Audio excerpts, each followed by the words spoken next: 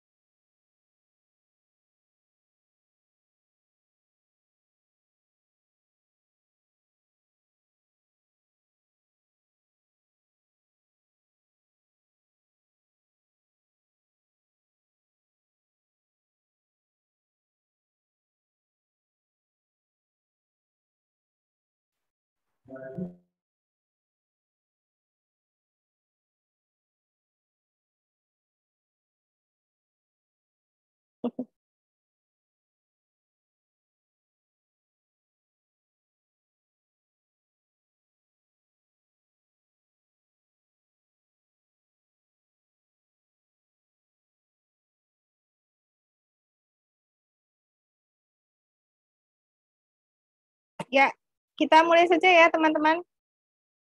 Maaf, pertanyaannya dulu entah di mana boleh diinikan lagi. Maksudnya pada saat menjawab disampaikan lagi ada pertanyaan dari siapa gitu-gitu. Oh, dari kelompok satu dulu ya Bu? Iya. Kalian kelas bedding ya? Masih ada, alhamdulillah. Iya, Tadi udah di kuis-kuis, ternyata udah ada. Ya, dari kelompok mana, Mbak? dari kelompok satu silakan Aditya, Andini, dan Alika.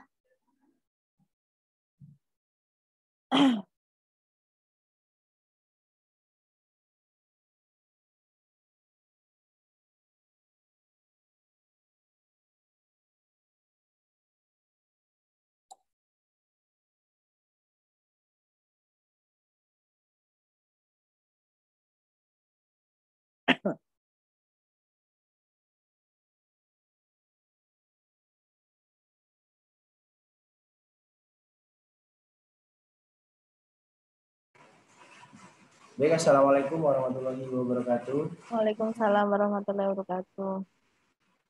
Jadi saya Dita Daru, izin perwakilan sebagai dari kelompok 1 untuk menjawab pertanyaan dari materi ISPA minggu lalu.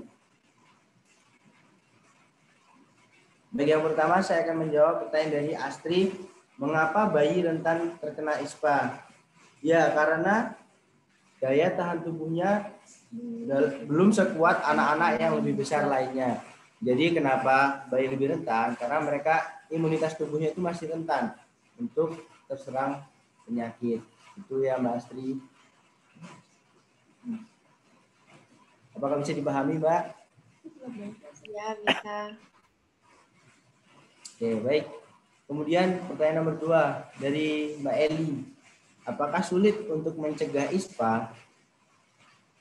Mudah saja dengan cara memberi bayi ASI eksklusif karena ASI mengandung banyak zat kekebalan tubuh yang dapat mencegah mikroorganisme masuk imunisasi saat bayi berusia 0 sampai 6 bulan dan imunisasi lengkap saat bayi umur 1 tahun. Jadi kita harus sebagai mungkin ketika punya bayi, nah untuk menghindari ISPA itu kita lakukan 0 sampai 6 bulan, kemudian lanjut sampai pahami Mbak Eli, Mbak Elsa Fika. Bisa. Terima kasih. Kemudian pertanyaan dari Mas Hafiz, masa depannya setelah ISPA. Nah, efek sampingnya adalah gangguan kecerdasan. Nah, ada lagi gangguan keterlambatan bicara. Jadi lumayan banyak ya gangguan yang akan terjadi. Contohnya yang mengganggu kecerdasan, pola pikirnya mungkin akan berkurang. Terus gangguan keterlambatan bicara mungkin agak untuk Mas Hafiz. Bisa. Baik, terima kasih. Baik, saya kembalikan kepada Ya, oke. Pas ISPA, pas saya belum datang ya, terlambat ya. Siapa Ibu? Pas Iya, kelompok Bu. ISPA lagi Gimana, Bu? bertanya, pas kelompok ISPA bertanya, Iya. saya posisi terlambat ya. Iya, Ibu belum Oh iya, datang karena oh iya. Ibu katanya berangkatnya agak Iya, telat. iya, Jadi iya, mereka oke, sudah oke. presentasi duluan. Iya. Soalnya di catatan saya yang udah ditukar-tukar nggak ada. Oke, Iya. lanjut. Saya oke semua dengan jawabannya. Setuju, sepakat. Lanjut. TBC ya, kelompok TBC ya. Iya, Bu. Ya. Bu. Saya Ya. akan menjawab pertanyaan-pertanyaan dari teman-teman yang kemarin ditanyakan. Yang pertama dari Alika, apakah penyakit TBC merupakan penyakit TBC itu bukan penyakit keturunan, melainkan penyakit yang menular? Apa dapat dipahami, Alika? Iya, bisa. Terima kasih. Jawabannya apa? Maaf, sinyal Putri. Di sini hujan deras. Oh, TBC bukan pertanyaannya. Apakah TBC merupakan penyakit yang merupakan penyakit keturunan? Jawabannya bukan. Karena TBC itu merupakan penyakit yang menular. Oke, sepakat. Lalu Eli, apa tidak? Jawabannya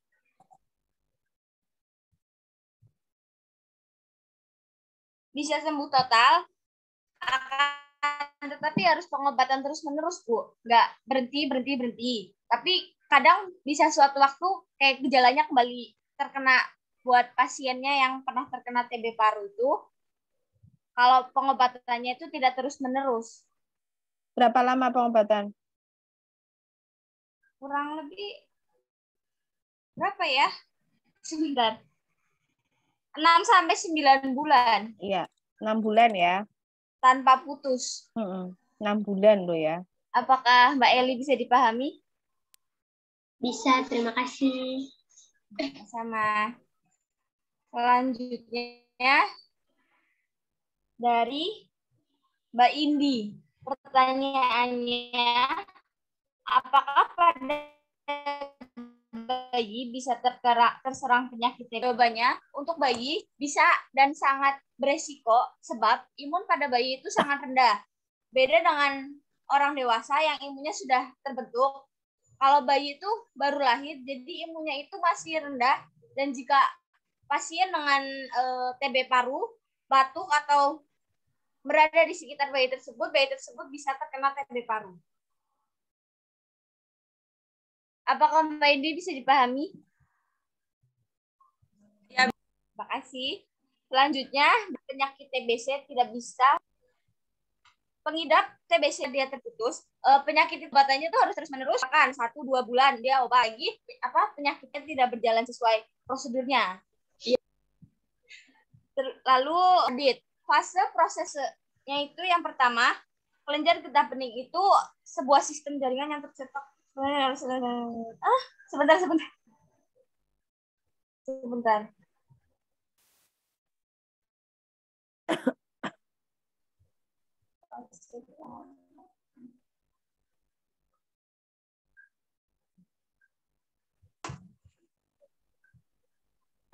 Itu yang pertama intensif dan lanjutan.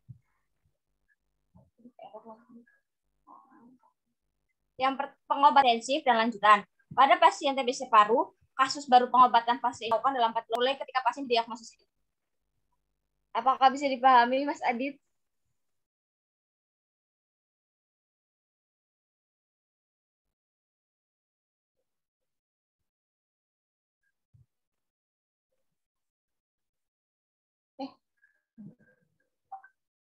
Lanjut ya, Bu.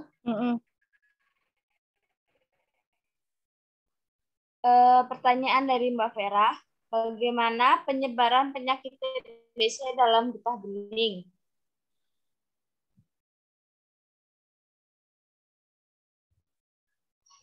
Kelenjar getah bening sendiri adalah susunan selangkangan, fungsinya untuk menjaga kekebalan tubuh. Namun seperti dijelaskan oleh spesialis penyakit dalam, bila tidak menunjukkan gejala TBC paru, maka Anda tidak akan menularkan penyakit getah bening. Asalnya bakteri penyebab TB paru itu di kelenjar getah bening tidak akan terdorong keluar lewat batuk atau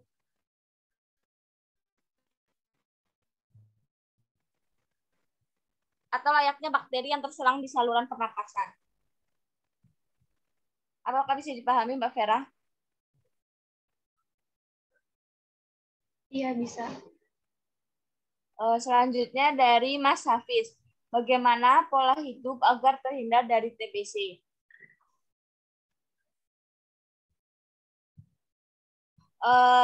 Pertama itu hindari kontak dekat yang mempunyai penyakit TBC.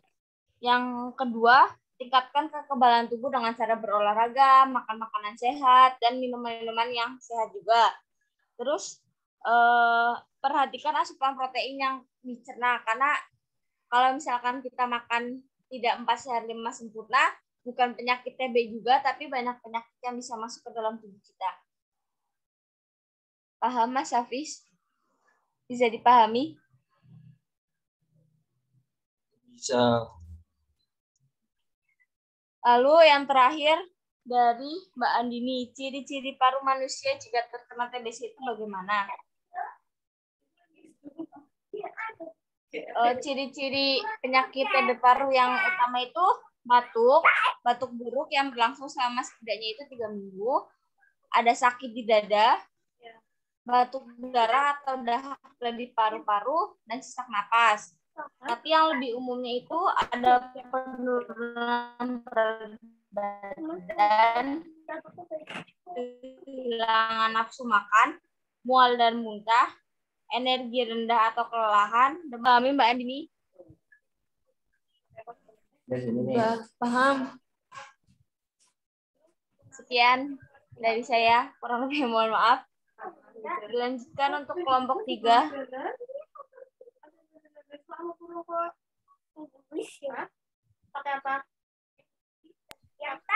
Ya, terima kasih atas kesempatan yang diberikan. Saya akan menjawab pertanyaan. Yang pertama dari apakah PPOK usia lanjut menyebabkan disabilitas? Jawabannya, PPOK akan berdampak negatif pada lansia karena kualitas atau pola hidup yang kurang teratur dan kurang bergerak akan menyebabkan disabilitas.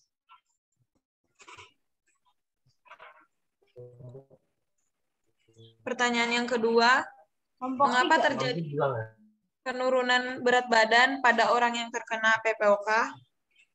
Jawabannya, pasien PPOK cenderung mengalami penurunan berat badan karena terjadinya ketidakseimbangan antara energi yang masuk ke dalam tubuh dengan energi yang digunakan. Mengapa terjadi ketidakseimbangan nutrisi? Karena terjadinya peningkatan kebutuhan energi akibat aktivitas otot pernapasan. Pertanyaan yang ketiga, apakah bisa PPOK sembuh total?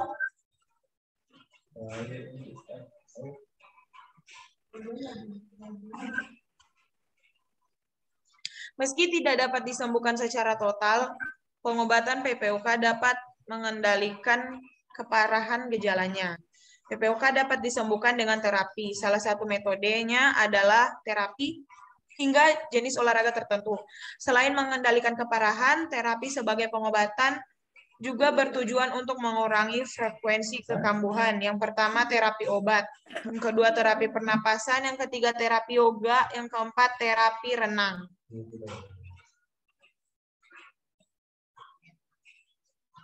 Pertanyaan yang keempat, bedanya PPOK dengan asma.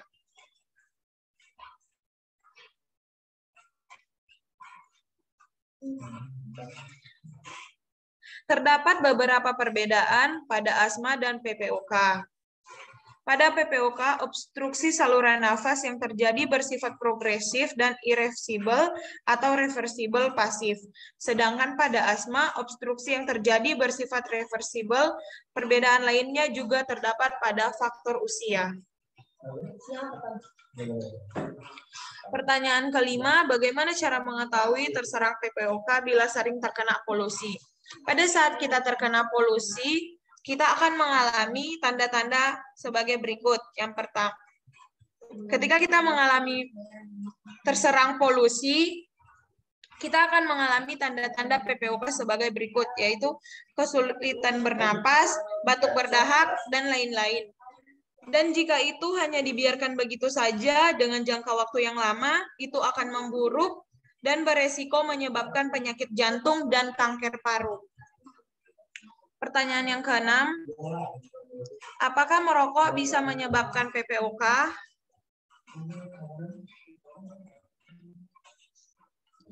PPOK atau penyakit paru obstruktif kronis dapat disebabkan oleh berbagai hal. Namun penyebab PPOK yang paling utama adalah kebiasaan merokok. Hingga saat ini PPOK masih belum bisa disembuhkan. Oleh karena itu pencegahannya sangat diperlukan. Pertanyaan yang ketujuh, mengapa bronkitis kronis bisa menjadi penyebab utama PPOK? Jawabannya, bronkitis kronis adalah peradangan dinding saluran bronkus atau cabang tenggorokan yang terjadi menahun. Penyakit ini menyebabkan dinding pada saluran bronkus di paru-paru menjadi merah, bengkak, dan dipenuhi lendir. Hal itu yang menyebabkan bronkitis bisa berkembang menjadi PPOK karena PPOK adalah penyakit peradangan pada paru-paru. Baik, terima kasih untuk pertanyaannya.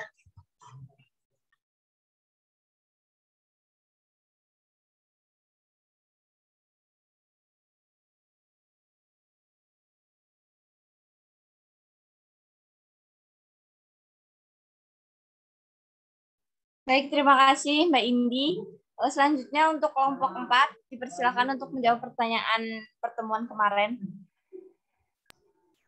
Baik, terima kasih atas kesempatan yang diberikan. Di sini saya akan menjawab pertanyaan yang pertama dari Mas Hafiz. Pertanyaannya di sini, apakah seorang perokok bisa kena asma dan apakah ada terkontaminasi dengan penyakit lain? Jadi jawabannya bisa terkena asma. Kemudian saat seseorang menghirup asap rokok, zat yang mengiritasi mengedap di lapisan lembab saluran udara. Kemudian zat tersebut dapat menyebabkan serangan pada asma. Jadi selain itu, asap tembakau juga bisa merusak struktur seperti rambut kecil di saluran udara yang disebut dengan silia. Dan bisa terkontaminasi dengan penyakit lain seperti pneumonia dan pneumotora. Pertanyaan berikutnya. Mas Hafiz, apakah bisa dipahami? Bisa. Lanjut yang nomor 2. Ini pertanyaan dari Devriska. Di sini pertanyaannya, ada ibu hamil dengan kandungan kehamilan 12 minggu dengan penyakit asma, dan dia itu bingung harus minum obat apa karena dia itu sedang hamil, minum obat asma apa karena dia sedang hamil. Oke, untuk jawabannya itu yang pertama mungkin bisa dikonsultasikan dengan dokter. Kemudian menurut yang kita baca tadi, itu yang pertama mungkin bisa dipastikan dulu apakah memang ibu itu menderita asma atau tidak. Karena asma yang disebut karena asma ini ada yang disebut dengan asma bronkial dan yang lainnya seperti asma kardial. Jadi pengobatan antar keduanya ini tidak sama. Bahkan obat yang diberikan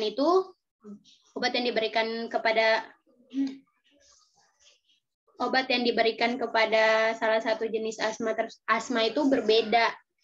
Jadi penggunaan obat-obat untuk ibu hamil itu pada prinsipnya harus dihindari di dalam memberikan obat. Baik dokter maupun apoteker selalu mempertimbangkan antara manfaat dan akibat buruk yang mungkin ditimbulkan oleh obat. Kemudian untuk keamanan bagi ibu hamil, maka FDA, Badan POM-nya Amerika sudah mengelompokkan ke dalam 5 kategori. Kelompok tersebut adalah A, B, C, D, dan X. Mulai dari yang paling aman hingga yang paling berbahaya. Obat-obat yang termasuk ke dalam kelompok X ini tidak boleh diberikan sama sekali kepada ibu hamil atau kontraindikasi. Gimana, Mas Dev?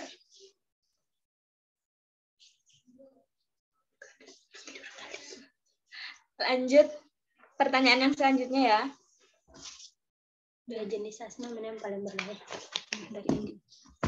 Oke, ini pertanyaan yang ketiga dari Indi, yaitu dari 3 jenis asma yang kita jelaskan pada presentasi kemarin, itu mana yang paling berbahaya? Jawabannya yaitu sebenarnya saling berhubungan antara asma satu dengan yang lainnya, tapi menurut kelompok kami ini yang asma gabungan karena dia gabungan dari asma alergik atau ekstrinsik dan asma idiopatik atau non alergik atau intrinsik. Gimana Mbak Indi, bisa diterima jawabannya? Iya, bisa. Oke, kemudian pertanyaan nomor 4 dari Adit, yaitu bagaimana contoh dari 3 jenis asma yang dijelaskan? Baik, di sini ada 3 jenis asma menurut Prayahara 2011 antara lain. Yang pertama asma alergenik atau ekstrinsik, merupakan asma yang disebabkan karena terpapar oleh alergen seperti debu, bulu, makanan, dan sebagainya. Asma jenis ini biasanya muncul sejak anak-anak. Kemudian yang kedua idiopatik atau non-alergik atau intrinsik. Asma idiopatik merupakan asma yang disebabkan bukan karena paparan alergi pada asma alergenik. Penyebab dari asma jenis ini yaitu faktor seperti polusi udara, infeksi saluran pernafasan atas, aktivitas, dan emosi. Asma non-alergenik biasanya muncul pada saat dewasa atau sekitar umur 35 tahun. Kemudian yang ketiga ada asma campuran, merupakan gabungan dari 2 jenis asma yang telah disebutkan sebelumnya dan asma ini paling umum terjadi. Gimana Mas Adil atas jawabannya? Ya. Ya Mbak Fadila, terima kasih. Oke, selanjutnya pertanyaan dari Intan, yaitu perbedaan suara napas asma dan asam lambung. Jadi untuk pertanyaan ini mungkin kemarin pada saat pertemuan kemarin, di akhir itu Ibu Tri sudah menjelaskan tentang ini. Yaitu untuk perbedaan suara napasnya itu tidak ada, karena ini tuh sama-sama apa? Sama-sama penyumbatan dalam saluran pernafasan gitu. Jadi Napas. ya sama-sama wheezing, sama-sama bengek. Tidak ada untuk perbedaan nafasnya gitu. Suara napas. Gimana Intan? Iya, paham. Terima kasih.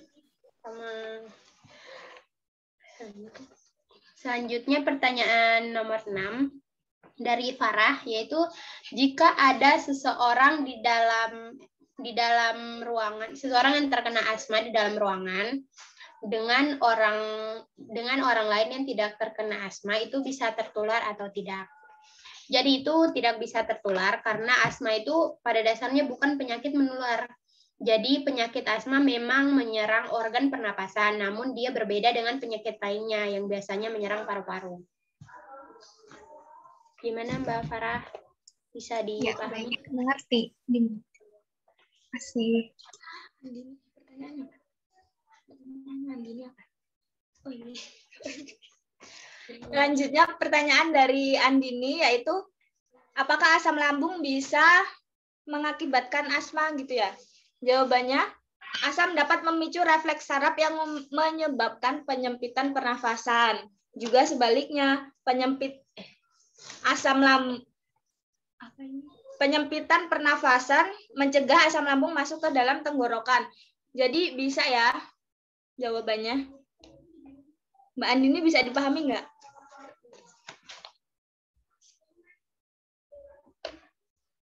Andini. Bisa. Ya, bisa. Bisa, Mbak. Dari Anggita, contoh obat herbal asma, yaitu ada jahe, bawang putih, bawang merah, kafein, tapi dalam penggunaannya tidak boleh berlebihan ya. Kemudian ada madu, kemudian ada menghirup aromaterapi seperti misal sebut merek, minyak kayu putih, fresh care dan sebagainya. Kemudian ini ada daun basil. Gimana Mbak Anggita? Iya Mbak Papa, udah jelas. Selanjutnya ada pertanyaan dari Astri. Mungkinkah ibu hamil yang terkena asma bisa melahirkan normal? Jawabannya bisa dengan penanganan tepat. Yang penting ibu hamil tersebut itu bisa menanganinya sendiri gitu. Misal dengan ikut latihan yoga atau relaksasi otot atau latihan nafas dalam. Itu bisa saja melahirkan normal dan tetap mewaspadai serangan-serangan asma yang terjadi. Gimana Mbak Astri, bisa dipahami jawabannya? Iya, bisa. Terima kasih.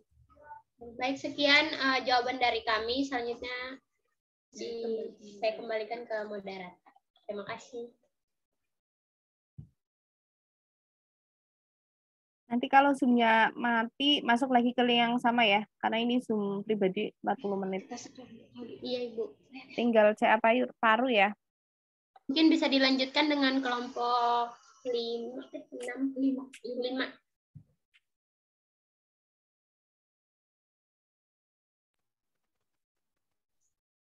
CA paru.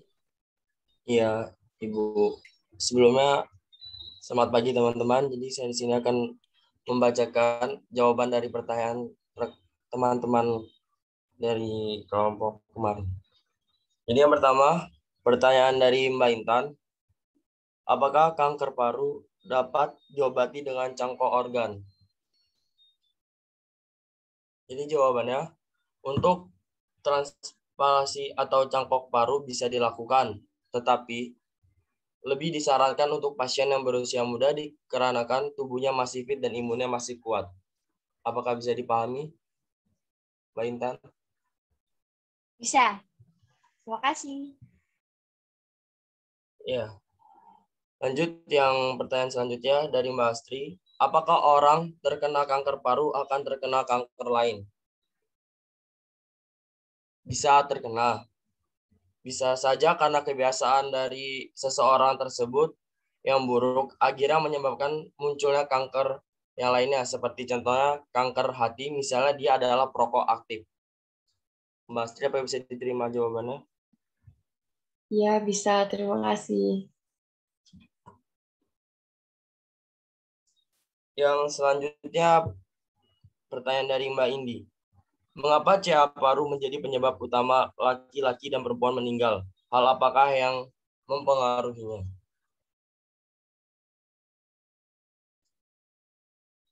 Jadi, menurut faktor resiko dari jenis kelamin dan menurut data epidemiologi bahwa pria memiliki tingkat metilitas pada gen ras Association Domain Family 1A dibanding wanita, di mana gen ini salah satunya salah satu tumor suppressor yang mengkode protein menyerupai ras efektor protein. Hal ini menyebabkan sel membelah secara tidak terkendali dan menjadi kanker. Dan CA paru lebih banyak menyerang laki-laki karena laki-laki yang sering merokok dibandingkan wanita. Bisa diterima Mbak Indi?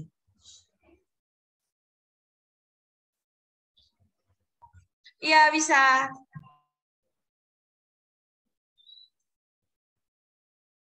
Yang selanjutnya, apa penyebab orang pengidap kanker paru? Pertanyaan dari Mbak Anggita. Penyebab penyakit paru, yang pertama ada polusi udara. Polusi udara menyebabkan kerusakan saluran pernapasan yang serius, seperti asma dan beberapa penyakit paru kronis. Yang kedua, ada asbestos. Asbestos adalah mineral yang muncul secara alami yang berkaitan dengan luka pada jaringan paru, penyakit pleura, dan kanker paru. Yang ketiga, ada radon. Gas radioaktif yang tidak berbau dan tidak terlihat, ini biasanya ada di sekitar lingkungan. Apakah bisa diterima Mbak Gita? Bisa Mas Hafiz, makasih.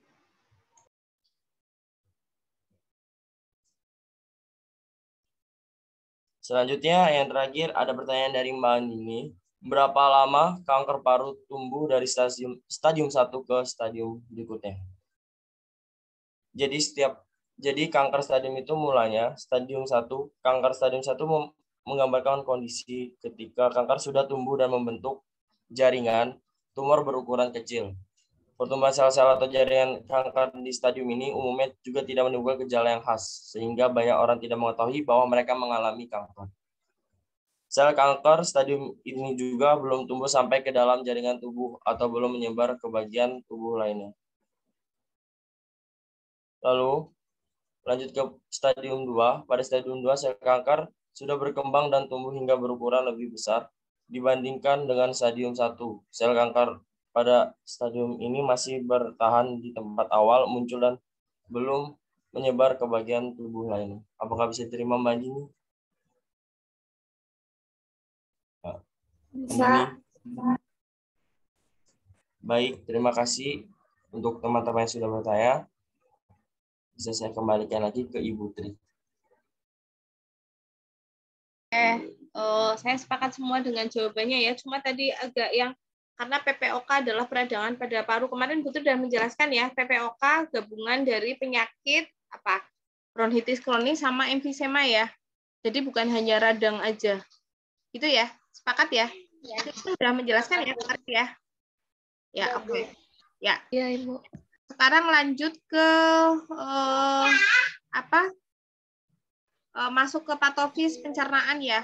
Organ pencernaan apa saja, Adit?